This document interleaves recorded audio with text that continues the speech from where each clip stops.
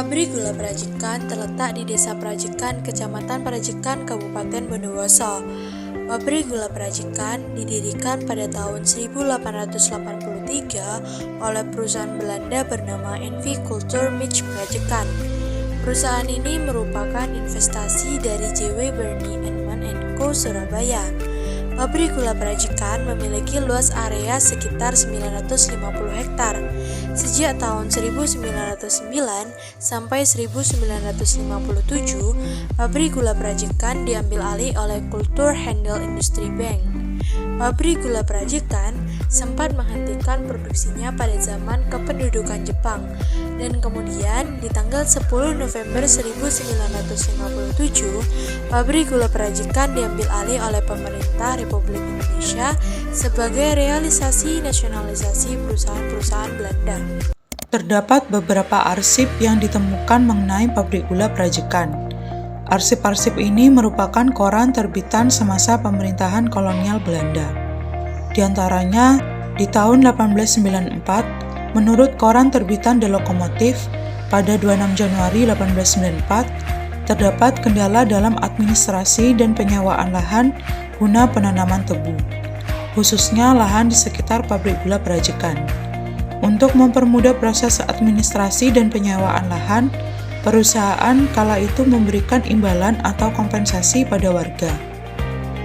Di tahun 1920, menurut koran terbitan Algemeen Handelsblad, pada 19 Maret 1920, pernah terjadi permogokan kerja yang dilakukan karyawan beberapa pabrik gula, salah satunya karyawan pabrik gula Prajikan.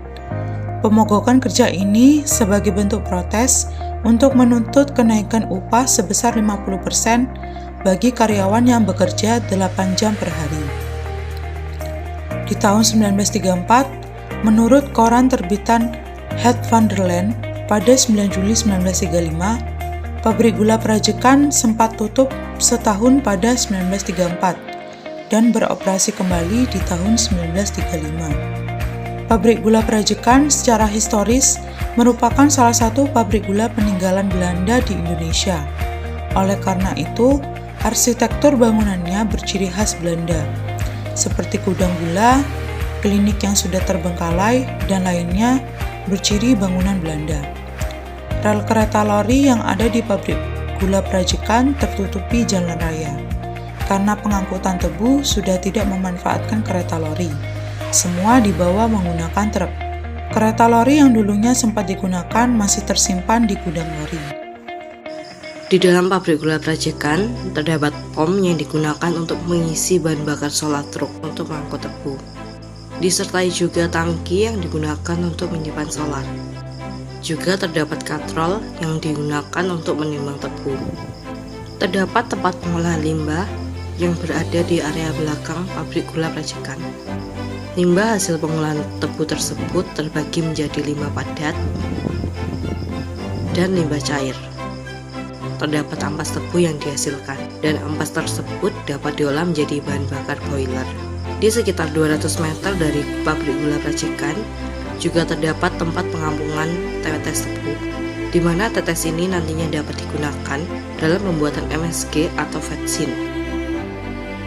Sehingga PG Prajikan bagi orang Bondowoso sangat penting sebagai saksi sejarah dan wujud kemandirian ekonomi para petani tebu. Setidaknya kita bisa merasakan Bondowoso tidak hanya manis dengan tabenya, namun Bondowoso juga manis dengan gula tebunya.